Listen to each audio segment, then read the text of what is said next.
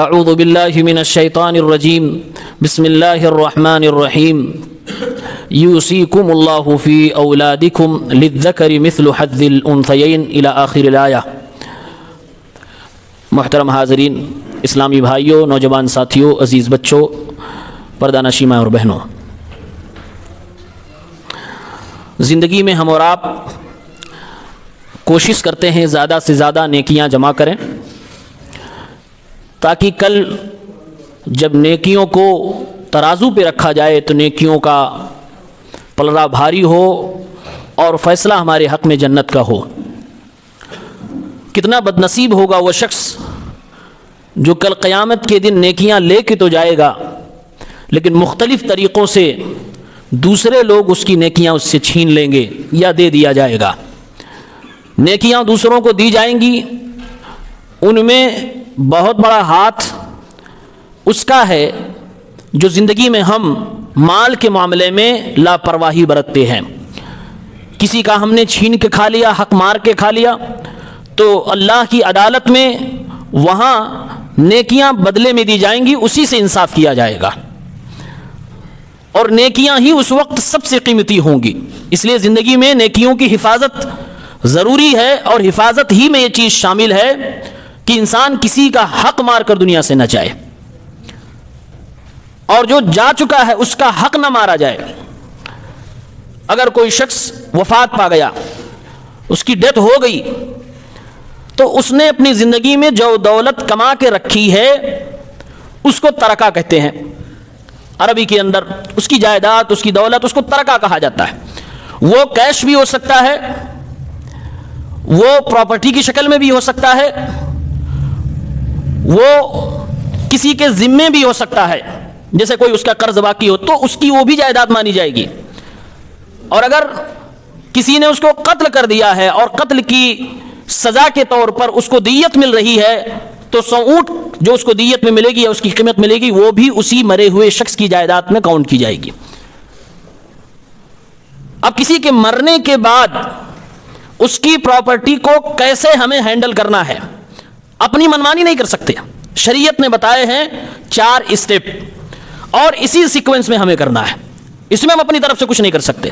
پہلا اسٹیپ، جو آدمی وفات پا گیا اس کے مال میں سے تجہیز اور تکفین کیا جائے، یعنی اس کو کفن لانے میں، دفن کرنے میں جو بھی خرچے آ رہے ہیں آپ اس کے مال میں سے خرچ کر سکتے ہو، یہ اس کا حق ہے، اور اسی کا مال ہے تو اس میں خرچ کرو، کنجوسی نہیں اور فضول خرچی بھی نہیں۔ یہ پہلا اسٹیپ ہے، پہلی جگہ ہے۔ اس کے بعد دوسرا اسٹیپ آتا ہے قرضے کا۔ اس آدمی نے جو ابھی دنیا سے گیا ہے، چاہے وہ مرد ہو یا عورت، اگر وہ قرض دار ہو کے گیا ہے تو اسی کی پراپرٹی سے دوسرے نمبر پہ قرضے ادا کیے جائیں۔ قرضے 2 طرح کے ہو سکتے ہیں، ایک اللہ کا قرض اور ایک بندوں کا قرض۔ اللہ کا قرض یہ ہے کہ کوئی اچھا خاصا آدمی، اس کی پراپرٹی ہے، اس کا بزنس ہے، اس کے کھیت کھلیان ہے، اس کی دولت میں زکوٰۃ فرض ہو چکی تھی لیکن وہ دے نہیں پایا، اس سے پہلے چلا گیا، تو اس کے مرنے کے بعد اس کے وراثت پانے والے لوگ وراثت لینے سے پہلے، بانٹنے سے پہلے وہ زکوٰۃ ادا کر دیں۔ اس آدمی کے اوپر حج فرض ہو چکا تھا، اس کی نیت تھی، لیکن اس سے پہلے دنیا سے چلا گیا، اس کی جانب سے بدل حج بھی کیا جانا چاہیے۔ یہ اللہ کا قرض ہوا، یہ اللہ تبارک و تعالیٰ کا قرض ہوا۔ صحیح مسلم کی ایک روایت ہے 1148 نمبر پر، اللہ کے نبی صلی اللہ علیہ وسلم نے ارشاد فرمایا، جب ایک خاتون نے پوچھا کہ اللہ کے نبی میری والدہ وفات پا چکی ہیں، ان کے اوپر روزے رہ گئے ہیں جو ان کو پورا کرنے تھے، ضروری تھے، تو کیا میں کر سکتی ہوں؟ اللہ کے نبی صلی اللہ علیہ وسلم نے فرمایا ہاں پورا کر لو۔ کیوں؟ فدین اللہ احق بالقضاء، یہ اللہ کا قرض ہے اس کے اوپر، اور اللہ کا قرض ادا کرنا یہ زیادہ حق ہے، یہ زیادہ مناسب ہے، یہ زیادہ بہتر بات ہے، یہ زیادہ حق رکھتا ہے کہ اللہ کا قرض ادا کیا جائے۔ لہذا جو انسان دنیا سے جا چکا، تمہاری ماں جا چکی ہے، اس کے اوپر اگر اللہ کا کوئی قرض باقی ہے تو اس کو ادا کرو، اسی کی پراپرٹی سے، اسی کی جائیداد سے۔ بندوں کا قرض کیا ہو سکتا ہے؟ کسی سے بھی اس نے لین دین کر رکھا ہے، کسی کو وہ باقی تھا تو اس کا قرض ادا کر دیا جائے۔ اگر شوہر اپنی بیوی کو مہر نہیں دیا تو اس کا بھی قرض ادا کر دیا جائے، وہ مہر اس کی بیوی کو دے دیا جائے۔ اور یہ اتنا سنگین معاملہ ہے، اس معاملے میں بہت سارے لوگ کوتاہ نظر آتے ہیں، نہ جانے کس سے لین دین کر رکھے ہیں، ان کی اولاد کو نہیں پتا ہے، کہیں لکھا جوکھا نہیں ہے، مر گئے چلے گئے، دفن بھی کر دیا، وراثت تقسیم بھی ہو گئی، کوئی آدمی ہے جس کا وہ پیسہ تھا، اس کو ملنا تھا، وہ نہیں مل پا رہا ہے۔ ایسے شخص کے بارے میں ہمارے نبی صلی اللہ علیہ وسلم اتنا سخت رویہ اختیار فرماتے تھے کہ آپ صلی اللہ علیہ وسلم ایسے آدمی کا جنازہ نہیں پڑھتے تھے جس کے اوپر قرض ہو اور قرض نہ ادا کیا ہو، لاپرواہی کیا ہو۔ اللہ کے نبی فرماتے دوسرے لوگ پڑھ لو، میں نہیں اس کی جنازے کی نماز پڑھنے والا۔ ایک صحابی نے کہا اللہ کے نبی میں ادا کر دوں گا، اس کی طرف سے آپ جنازہ پڑھ دیجئے۔ اللہ کے نبی نے فرمایا پکا ادا کرو گے؟ ہاں اللہ کے نبی میں ادا کر دوں گا، ذمہ داری لیتا ہوں۔ آپ نے جنازے کی نماز پڑھائی، کچھ ہی دیر کے بعد پھر سے انہی سے ملاقات ہوگی، آپ نے پوچھا دے دیا؟ کہا اللہ کے نبی ابھی تو کل کی بات ہے۔ آپ نے فرمایا دو، جلدی دو۔ پھر تیسرے دن ملاقات، آپ نے فرمایا دیا۔ بار بار آپ صلی اللہ علیہ وسلم پوچھ رہے تھے کہ اس آدمی کی جس کی جنازے کی نماز تم نے مجھ سے پڑھوائی ہے، ذمہ داری لے کر تم نے اس کا قرض ادا کیا کہ نہیں کیا؟ اسی لیے اللہ کے نبی کی حدیث ترمذی کی آپ صلی اللہ علیہ وسلم نے فرمایا، 1078 نمبر کی روایت ہے، نفس المؤمن معلقۃ بدینہ حتی یقضی عنہ، ایک مومن کی جان معلق رہتی ہے، لٹکا دی جاتی ہے، اس کو اللہ کی نعمتوں سے محروم کر دیا جاتا ہے، روک دیا جاتا ہے اگر وہ قرض دار دنیا سے ہو کر گیا ہے، جب تک کہ اس کے جاننے والے، ماننے والے، وراثت لینے والے، دوست احباب یا کسی نے اس کی طرف سے وہ قرضہ ادا نہ کیا۔ اتنی سخت بات کہی گئی ہے۔ تو جو انسان دنیا سے جا چکا ہے، دوسرا اسٹیپ ہے کہ اسی کی جائیداد میں سے، اسی کے مال میں سے اس کا قرضہ ادا کر دیا جائے۔ یہ قرضہ کوئی بھی ادا کر سکتا ہے، اس کی مال میں نہیں ہے تو کوئی دوسرا بھی ادا کر سکتا ہے۔ نمبر 3، کسی کو وصیت کر رکھا تھا کہ میری جائیداد میں سے فلاں آدمی کو اتنا دے دیا جائے۔ اب اس کے 2 رول بتائے گئے، 2 اصول، 2 ضابطے ہیں۔ دنیا میں اگر کسی کو وصیت کرنا ہو تو ضابطہ نمبر 1، قاعدہ نمبر 1 کہ آپ اپنی پراپرٹی کا 1/3 سے زیادہ وصیت نہیں کر سکتے، یہ اجازت ہی نہیں ہے۔ قاعدہ نمبر 2، آپ وصیت اسے نہیں کر سکتے جو آپ کے مرنے کے بعد آپ کی جائیداد میں حصہ پانے والا ہے، یعنی جو وراثت پانے والا ہے آلریڈی، اس کو وصیت نہیں کر سکتے۔ یہ 2 اصول یاد رکھنے ہوں گے۔ سعد بن وقاص رضی اللہ تعالیٰ عنہ ایک صحابی رسول ہیں، وہ کہتے ہیں میں بیمار تھا، اللہ کے نبی میری تیمارداری کے لیے آئے، میں نے اللہ کے نبی سے پوچھا اے اللہ کے نبی صلی اللہ علیہ وسلم میں اپنی جائیداد پوری کی پوری وصیت کر دوں؟ آپ نے فرمایا نہیں۔ کہا آدھی کر دوں؟ آپ نے فرمایا نہیں۔ کہا 1/3 کرو، 1/3 بہت زیادہ ہے، فالثلث والثلث کثیر، 1/3 بہت زیادہ اپنی پراپرٹی میں آپ کسی غیر کو دینا چاہتے ہیں جو آپ کا وارث ہی نہیں ہے۔ اور آپ صلی اللہ علیہ وسلم نے ایک بہت ہی بہترین بات ارشاد فرمائی، اور آپ صلی اللہ علیہ وسلم نے کہا اپنی اولاد کو، اپنے وارثین کو دنیا میں مالدار چھوڑ کے جاؤ، یہ بہتر ہے اس بات سے کہ تم ان کو بھکاری اور مانگتا ہوا چھوڑ کے جاؤ جو لوگوں کے سامنے ہاتھ پھیلاتے ہوں۔ ایسا نہ کیا کرو۔ اپنے وارثین کو، اپنی اولاد کو، جو بھی آپ کے دولت میں، آپ کی جائیداد میں آپ کے مرنے کے بعد وراثت پانے والے ہیں، ان کو فقیر بنا کے نہ جاؤ، یعنی ایسا نہ کرو کہ پوری کی پوری لٹا کے چلے جاؤ۔ آپ نے فرمایا 1/3 سے زیادہ نہیں کر سکتے۔ تو پہلا ضابطہ یہ ہے۔ دوسرا ضابطہ اللہ کے نبی صلی اللہ علیہ وسلم نے ارشاد فرمایا، سنن نبی داؤد کی روایت ہے 2870 نمبر پہ صحیح حدیث، اللہ تعالیٰ نے ہر کسی کو جو ملنا تھا دے دیا۔ ان اللہ قد آتى كل ذي حق حقہ، ہر کسی کو جو حق بنتا تھا دے دیا۔ فلا وصیت لوارث، تو کوئی بھی شخص کسی وراثت پانے والے کو وصیت نہیں کر سکتا۔ وصیت کیا ہوتی ہے؟ بیٹے کو پہلے سے ملنے والا ہے، اب باپ کو لگ رہا ہے کہ میرے 4 بیٹوں میں سے یہ بڑا وفادار ہے، یہ پورا زندگی میرے ساتھ رہا، میرا پیر دبا رہا ہے، سر دبا رہا ہے، میری خوب خدمت کر رہا ہے، اس کو جو ملنا ہے تو ملے گا ہی، الگ سے لاؤ اس کو کچھ دے دوں، اور وصیت کر دوں کہ میرے بیٹے کو مرنے کے بعد فلاں دکان دے دی جائے، یہ حرام ہے۔ اللہ کے نبی صلی اللہ علیہ وسلم کی حدیث کی سخت مخالفت ہے۔ آپ نے صاف لفظوں میں فرمایا فلا وصیت لوارث، جو پہلے سے وراثت میں حصے دار ہے اس کے لیے وصیت نہیں کر سکتے۔ وصیت کسی ایسے کے لیے ہوتی ہے جو اس میں حصہ نہیں پانے والا ہے، باہر کا کوئی آدمی ہے، آپ کی دوستی ہے، آپ کا کسی سے لین دین ہے، آپ کسی کو جانتے ہیں کہ ہاں یہ اچھا خرچ کرے گا، اچھی جگہوں پہ لگائے گا، تو اس کو دیا جا سکتا ہے، اور اس میں بھی لمیٹیشن ہے 1/3، اس سے آگے نہیں بڑھ سکتے۔ یہ تیسرا حق ہے کسی کے مرنے کے بعد اس کی جائیداد کو تصرف کرنے کا۔ اب اس کے بعد نمبر آتا ہے وراثت کا۔ آپ دیکھیں اس سے پہلے 3 معاملات ہیں، اس کے کفن دفن کا خرچہ، اس کے قرض کی ادائیگی کا خرچہ، نمبر 3 اس کی وصیت کو پورا کرنا۔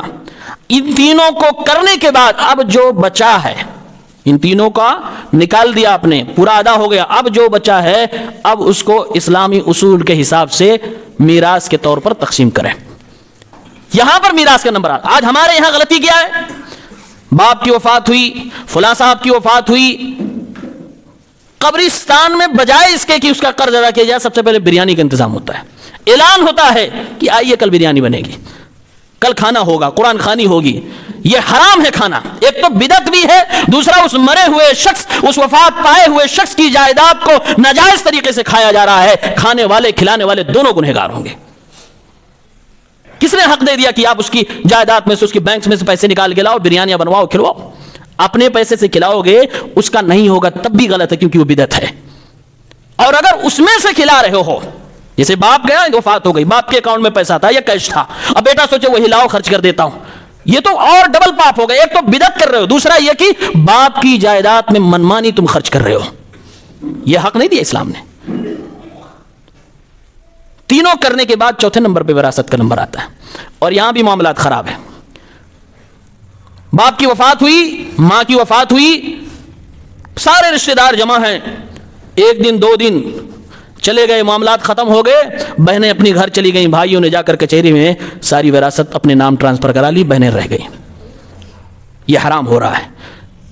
چوتھے نمبر پر وراثت, اور اس کو بھی اسلام کے اصول سے کرنا ہے, اپنی منمانی نہیں کر سکتے. قرآن کریم سورہ نساء کی آیت نمبر 7 سے لے کر 14-15 تک پڑھیں. اللہ تعالیٰ نے کتنی تاکید فرمائی ہے اس معاملے کو. اور آپ کی جانکاری کے لیے بتا دوں, پورے قرآن کریم میں اسلامی احکامات میں, یعنی عقیدے سے الگ جو احکام ہوتے ہیں, اللہ تعالیٰ نے سب سے زیادہ ڈیٹیل کسی چیز کی بیان کی ہے تو وہ وراثت کی ہے, اور خود بیان کی ہے, اس کی تفصیل کو بھی, اس کے جزئیات کو بھی. اور اللہ تعالیٰ نے قرآن میں کہا للرجال نصیب, مردوں کا حصہ ہے وہ جو آدمی مرا ہے اس کی جائیداد میں, وللنساء نصیب, عورتوں کا بھی حصہ ہے وہ جو مرا ہے اس کی جائیداد میں, مما قل منه او کثر, کم ہے تب بھی, زیادہ ہے تب بھی.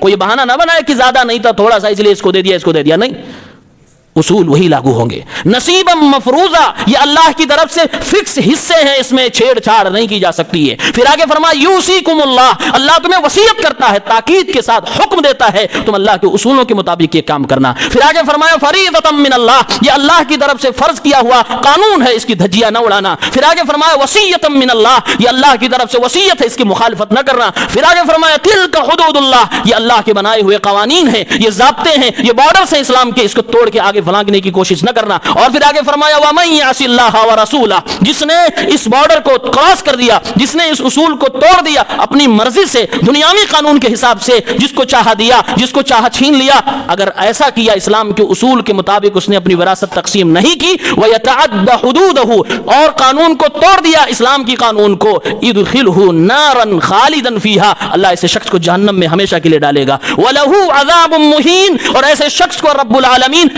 ذلیل کر دینے والا عذاب عطا فرمائے گا. قیامت کی اس سے بڑی ذلت کیا ہے کہ ہمارے پاس بڑی نیکیاں, ہم نے بڑے قرآن پڑھے ہیں, بڑے روزے رکھے ہیں, بڑی تہجدیں پڑھی ہوئی ہیں, اور اللہ کے سامنے آیا ہوں, میزان پہ ہماری نیکیاں تولی جا رہی ہیں, اور جنت کا فیصلہ ہونے والا ہے. اتنے میں رب العالمین فرما رہا ہے دنیا میں ایک دوسرے کے حقوق کا بھی حساب ہونا ہے. اپنی ہی بیٹی سامنے آ جائے, کہے میرے باپ نے مجھے نہیں دیا, میرے باپ نے مجھے نہ دینے کی بات کہی, اپنے بیٹوں کو تربیت دی کہ میرے بیٹے میری بیٹیوں کو نہ دے, اے رب العالمین مجھے انصاف چاہیے, وہ بیٹی باپ کی نیکی لے لے گی. وہی بہن آ جائے, بہن کہہ دے کہ میرے بھائی نے میرا حصہ کھا لیا, میرے باپ کی جائیداد میں مجھے نہیں دیا, وہ بہن اس کے بھائی کے نیکیوں میں سے نیکیاں لے کے چلی جائیں گی. اس سے زیادہ ذلت کیا ہے کہ کل قیامت کے دن اپنے ہی آ کر نیکیاں لے کے چلے جائیں, وہی اپنی بیٹی, وہی اپنی بہن آ جائے, وہی اپنی ماں آ جائے, وہی اپنے خاندان, اپنے وارثین میں جو عورتیں ہیں وہ سامنے آ جائیں, وہ بچے آ جائیں جن کو ہم نے لوٹ لیا ہے, جن کو ہم نے کھا لیا ہے, نیکیاں سب لے کے چلے جائیں گے. اللہ کے نبی فرماتے ہیں جب نیکیاں نہیں بچیں گی تو ان کے گناہ ان کے اوپر لاد دیے جائیں گے, پھر جہنم میں گھسیٹ کر ڈال دیا جائے. کوئی عبادت نہیں کام آئی, کوئی روزہ کام نہیں آیا, کر کے تو گئے تھے لیکن دوسرے لے کے چلے گئے. آج دنیا میں اگر ہم لوٹ رہے ہیں وہاں لوٹے جائیں گے, اور وہاں انصاف ہوگا, اللہ تعالیٰ دلائے گا, اللہ تعالیٰ دلائے گا. اللہ کے نبی صلی اللہ علیہ وسلم کا باقاعدہ حکم ہے الحق الفرائض باہلها, یہ حصے, یہ جائیدادوں کے حصے, یہ وراثت کے حصے جو جس کا بنتا ہے دے دو, دے دو, اللہ کے نبی کا حکم ہے. آپ ذرا سوچو, ایک صحابی نے اپنے 4-5 بیٹوں میں سے صرف ایک کو ایک اونٹ گفٹ کر دیا, یعنی کہ سواری, آج کے زمانے میں کہتے ہیں بائک, ایک کار گفٹ کر دی, باقی کو نہیں دیا, ایک کو دیا. بیوی کو اعتراض ہوا, بیوی نے کہا نہیں, چلو نبی کے پاس, مجھے کچھ گڑبڑ لگ رہا ہے, نبی سے فیصلہ کرواتے ہیں. اگر یہ ٹھیک رہا تو نبی کو گواہ بنا لیں گے، اگر ٹھیک نہیں رہا تو پھر اچھی بات ہے، میرا ہی بیٹا ہے، آپ کا ہی بیٹا، کوئی مسئلہ نہیں، لیکن مجھے باقی بیٹوں سے بھی نفرت نہیں ہے، وہ بھی میرے ہی بیٹے ہیں۔ اللہ کے نبی کے سامنے پہنچتے ہیں، اللہ کے پیغمبر صلی اللہ علیہ وسلم نے سوال کیا صحابی سے، کیا اس کے علاوہ بھی آپ کے بچے بچیاں ہیں؟ ہاں اللہ کے نبی ہیں۔ کیا تم چاہتے ہو کہ جیسے یہ وفادار ہو ویسے وہ لوگ بھی وفادار ہو؟ ہاں اللہ کے نبی میں چاہتا ہوں۔ کیا تم چاہتے ہو جیسے یہ تمہارا نام روشن کرے ویسے وہ لوگ بھی روشن کرے، جیسے یہ تمہاری خدمت کرے ویسے وہ لوگ بھی تمہاری خدمت کرے؟ اے اللہ کے نبی، ساری اولاد سے تو یہی تمنا ہے۔ پھر اللہ کے نبی صلی اللہ علیہ وسلم نے فرمایا مجھے اس ظلم پہ گواہ نہ بناؤ، اللہ سے ڈرو، وَعْدِلُوا بَيْنَ أَوْلَادِكُمْ، اور اپنے اولاد کے درمیان انصاف کرو، جو دیا ہے واپس کر دو۔ صحابی گھر گئے واپس، اور جو بیٹے کو گفٹ دیا تھا واپس لے لیا۔ کسی کو گفٹ دے کر واپس لینا حرام ہے، لیکن یہاں باپ کو صرف اجازت ہے کہ بیٹے کو اگر دے دیا ہے اور لینا چاہے تو لے سکتا ہے۔ انہوں نے واپس لے لیا کیونکہ باقی کو دینے کی ان کے پاس حیثیت نہیں تھی۔ دو ہی آپشن تھا، یا تو باقی کو بھی اسی طرح سے دو، اگر نہیں دے سکتے تو جس کو دیا واپس لو۔ تو کئی اولاد میں سے کسی ایک کو دیں دوسرے کو چھوڑ دیں، یہ زندگی میں معاف نہیں ہے، مرنے کے بعد کیسے معاف ہو جائے گا؟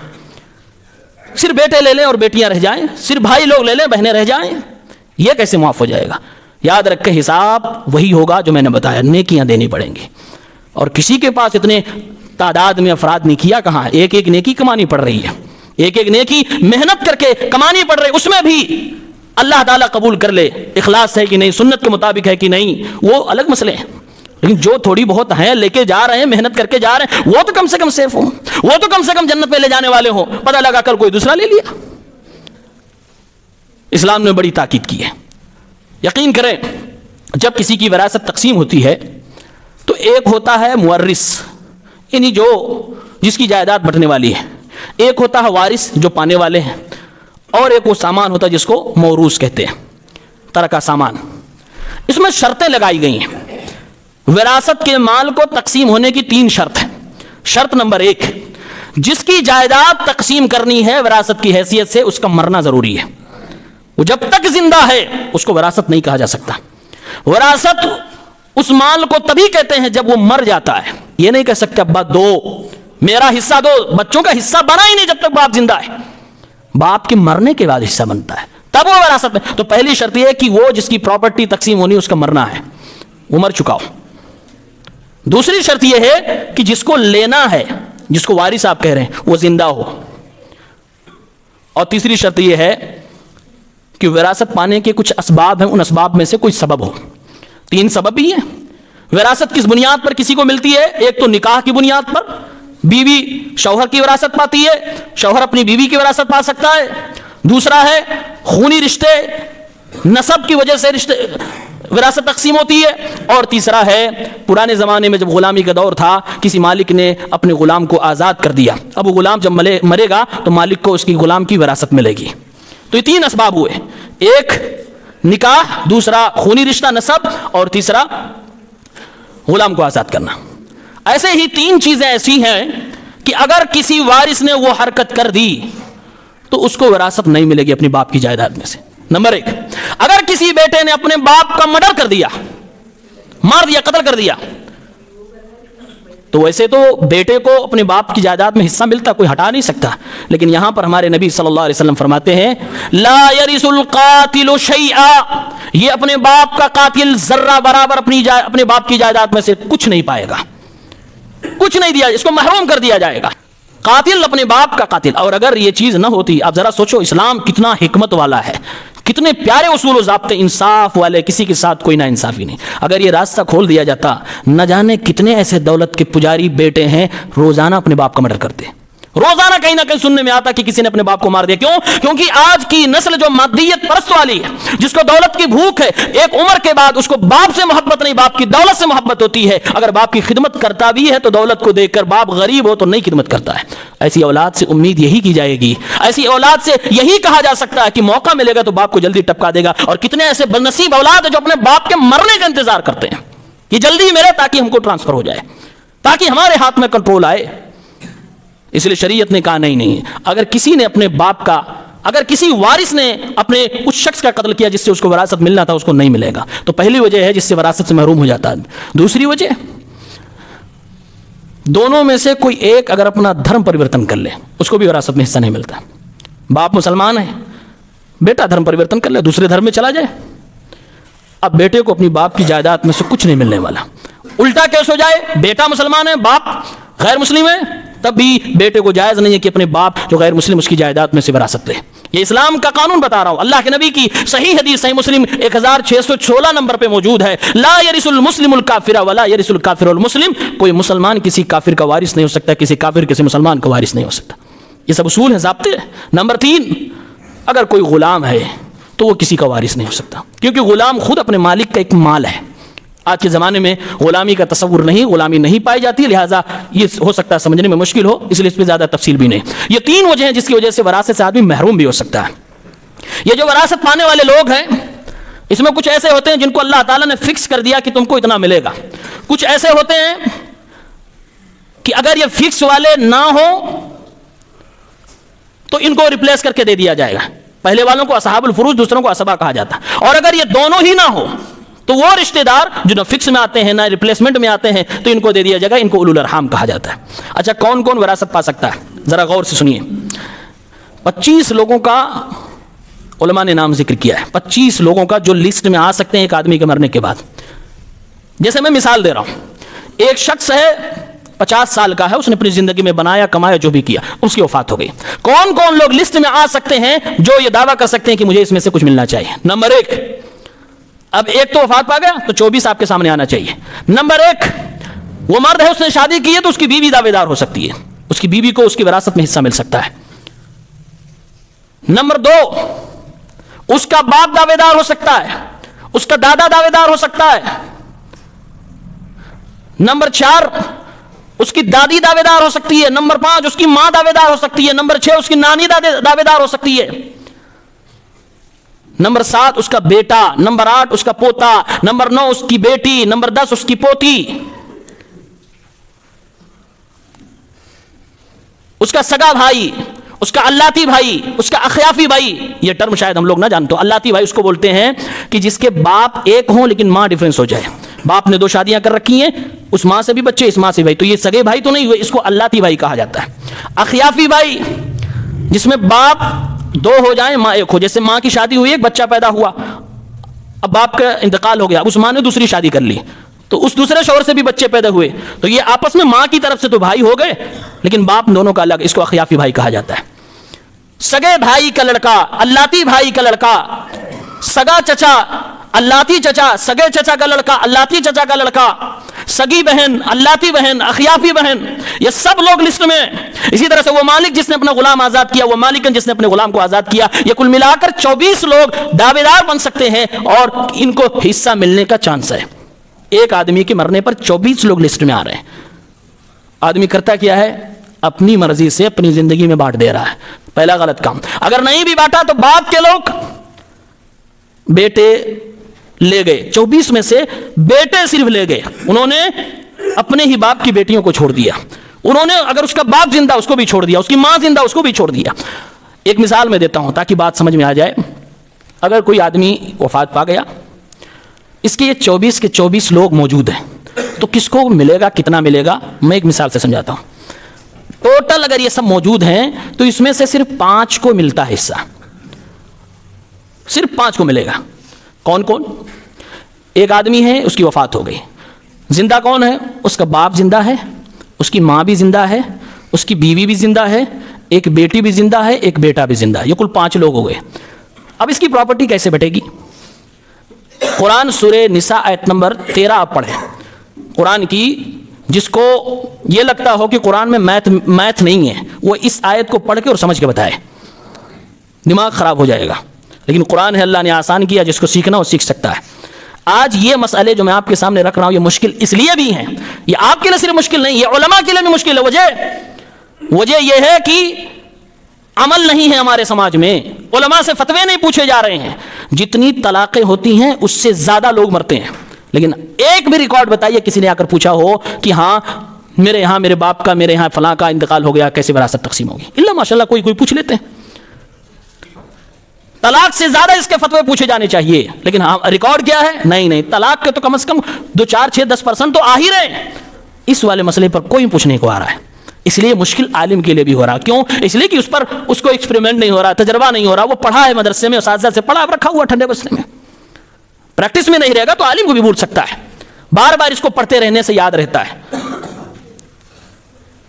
تو یہ 5 لوگ باقی بچے. اب قرآن کی اس آیت کے حساب سے اس کی بیوی کو 1/8 ملے گا.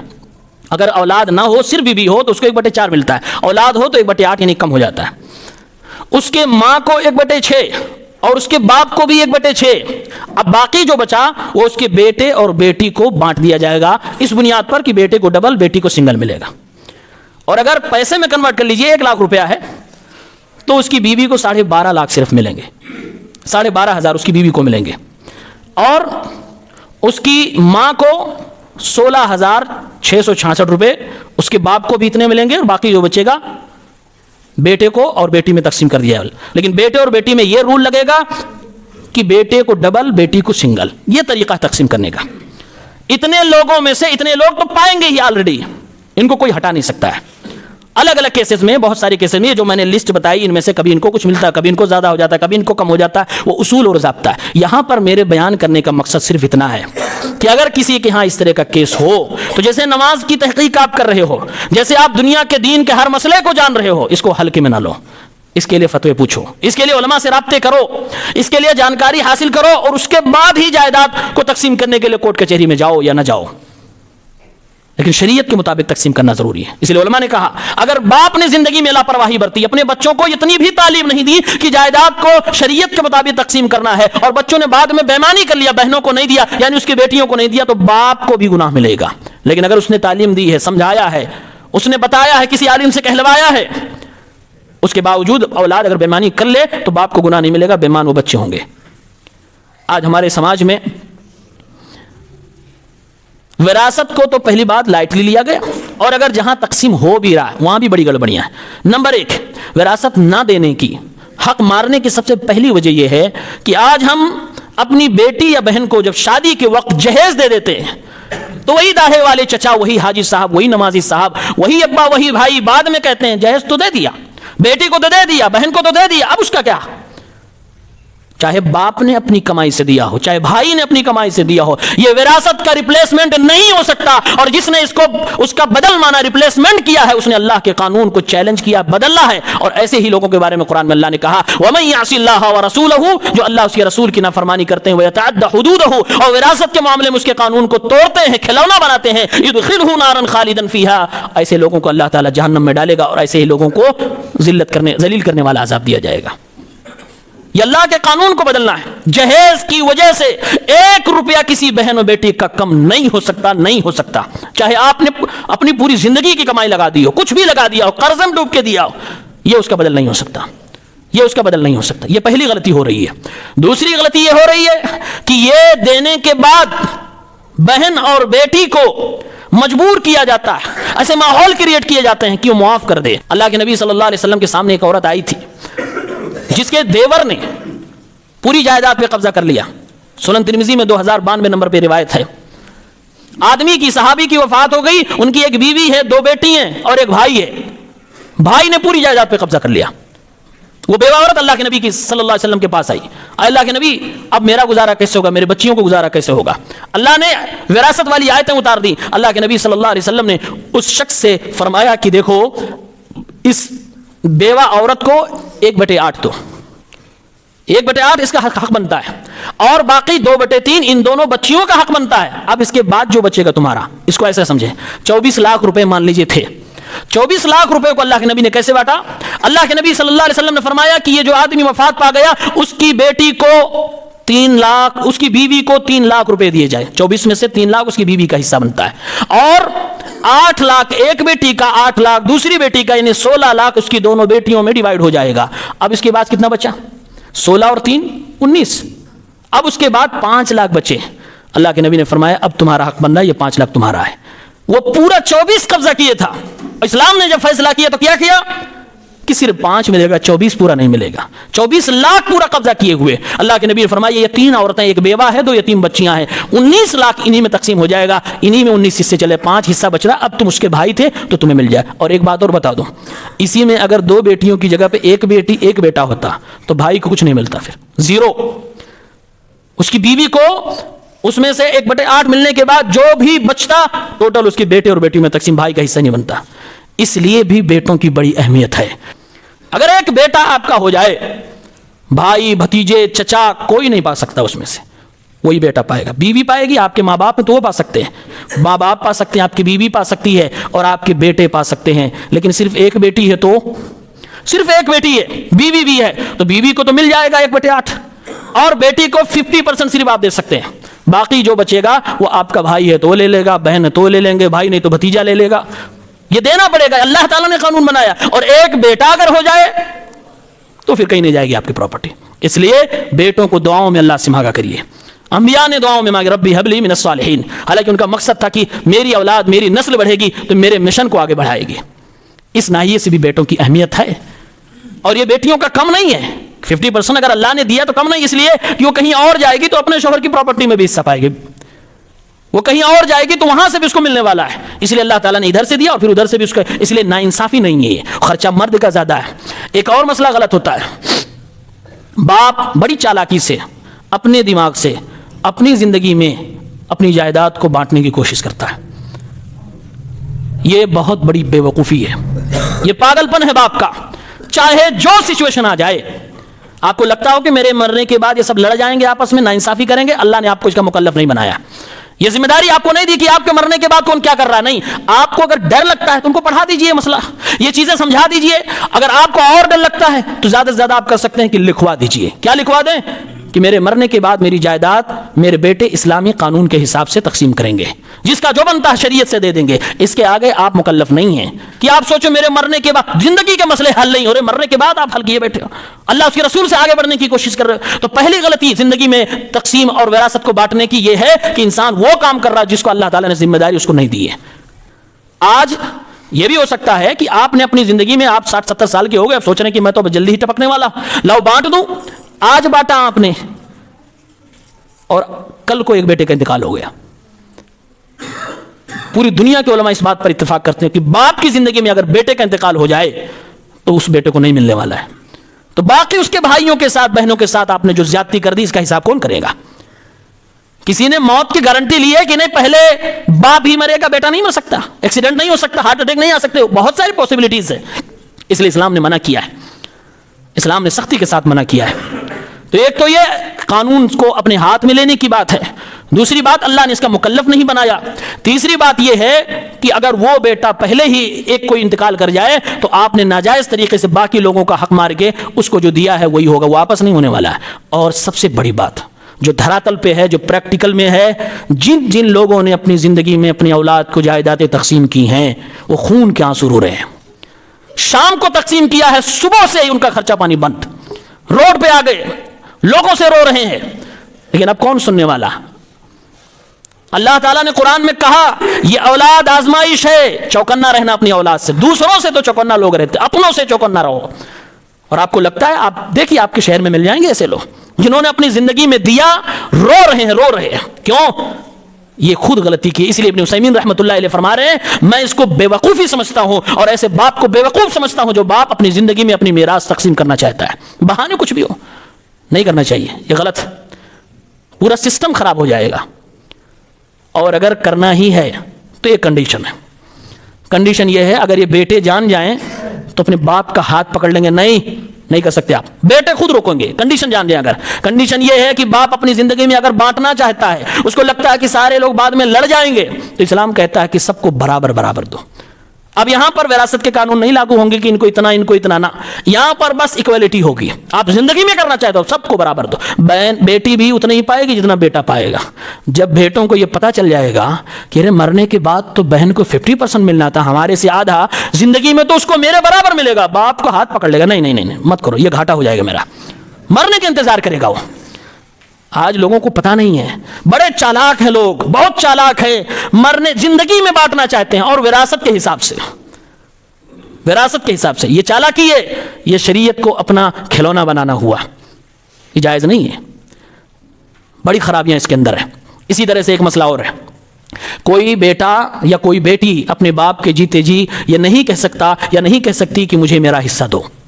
اس کا نہیں ہے, ابھی اس کا حصہ بنا ہی نہیں, وہ بنتا ہی ہے مرنے کے بعد. تو زندگی میں تیور دکھانے کی کوشش نہ کرو. اور میں کہتا ہوں اگر یہ چیز ہو جائے اپلائی تو باپ کو باپ کا رتبہ مل جائے گا. یہ آج بیٹے جو جوان ہونے کے بعد باپ کے کندھے پہ پیر رکھنے کی کوشش کرتے ہیں, ان کی اپنی اوقات یاد آ جائے گی. ان کا حق ہی نہیں بن رہا. وہ کیسے کہہ رہے ہیں کہ میرا حصہ دو تو میں الگ ہو جاتا ہوں. ارے تمہیں الگ ہونا, جاؤ دنیا میں زندگی گزارو, نہیں کچھ ملے گا. اگر باپ پڑھا لکھا ہو تو جھنجھوڑ کے تمہارا نہیں بنتا, بلکہ تم اور تمہارا مال میرا ہے, میرا مال تمہارا نہیں ہے, میں تمہارا باپ ہوں. میں مر جاؤں گا تمہارا حصہ بنے گا, آ کے لے لینا. زندگی میں ایک کوڑی نہیں ملنے والی ہے. ایسے نالائق اولاد کو سدھارنے کا یہی طریقہ جو اسلام نے دیا ہے. آج باپ نے خود غلطی کی ہے, نرم دل جہاں نہیں دکھانا تھا وہاں دکھایا, اس لیے جھیل رہے ہیں, اس لیے اولاد کی بدتمیزیوں کو بھی جھیل رہے ہیں. اسی طرح سے ایک غلطی اور ہوتی ہے, کسی بھی باپ کو یہ اتھارٹی نہیں ہے کہ کسی بیٹے کو اپنی جائیداد سے بے دخل کر دے. یہ نہیں اتھارٹی ہے. بیٹا کیسے بھی ہو, آپ سوچ لیجیے, کیسا بھی ہو, کسی باپ کو یہ اتھارٹی اسلام نے نہیں دی ہے کہ وہ اپنے بیٹے, کسی بھی بیٹے یا بیٹی کو جائیداد سے بے دخل کر دے. لہٰذا یہ دھمکیاں بھی, یعنی جو باپ اپنے اس حق کا ناجائز استعمال کر رہے ہیں, اپنے باپ ہونے کا ناجائز پاور یوز کر رہے ہیں, ایسے لوگوں کے لیے یہ بھی قانون ہے. نہیں کر سکتے, کسی کو بھی بے دخل نہیں کر سکتے. کیوں؟ اس لیے کہ وہ تو اللہ نے اپنے ہاتھ میں لے رکھا, ہمارے اور آپ کے ہاتھ میں دیا ہی نہیں کہ جس کو چاہیں دیں, جس کو چاہیں نہ دیں. جس کو چاہیں والا حساب نہیں ہے. اس لیے نہ بیٹا مانگ سکتا ہے, نہ باپ بے دخل کر سکتا ہے. یہ بیلنس بنا کے زندگی میں چلنا پڑے گا اور شریعت کے مطابق فیصلہ کرنا پڑے گا. یہ میرے حساب سے شریعت کے جتنے ٹاپکس ہوتے ہیں سب سے مشکل ٹاپک یہ ہوا کرتا ہے, لیکن میں نے بہت آسان بنا کر پیش کرنے کی کوشش کی ہے. امید کرتا ہوں کہ آپ کو باتیں سمجھ میں آئی ہوں گی. صرف مقصد میرا یہ تھا کہ اس معاملے میں آپ سیریس ہوں. یہ حق حقوق کا معاملہ ہے, اس کے بدلے میں قیامت کے دن سوائے نیکی کے کچھ اور دینے کو نہیں ہوگا.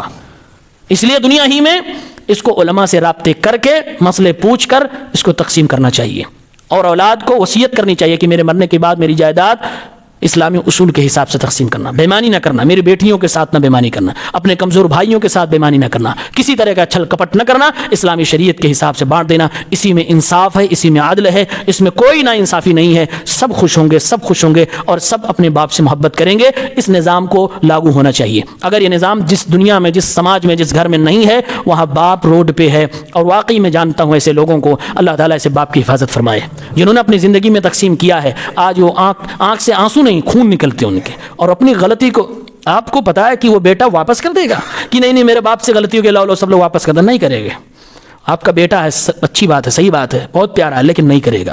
یہ دنیا ہے, دولت کی بھوکی ہے, بھیڑیے سے زیادہ بھوکی ہے. اسلام نے اولاد کے معاملے میں بھی تنبیہ کیا ہے, اپنی قبر خود نہ کھودیں, خود محتاج ہو جائیں گے. اس لیے اپنی محتاجی خود نہ اپنے آپ کو خود فقیر نہ بنائیں, اپنے آپ کو اچھا بنائیں, اسٹیبل بنائیں, اسلام کے اصولوں پہ چلے. اسلام کسی کو بھی ننگا نہیں کرے گا, اسلام کسی کو بھی روڈ پہ نہیں لائے گا. جس کا جو حق بنے گا وہ دے دیا جائے گا. یہی اسلام کا رول ہے. اللہ تعالیٰ ہم سب کو نیک سمجھ کی توفیق عنایت فرمائے.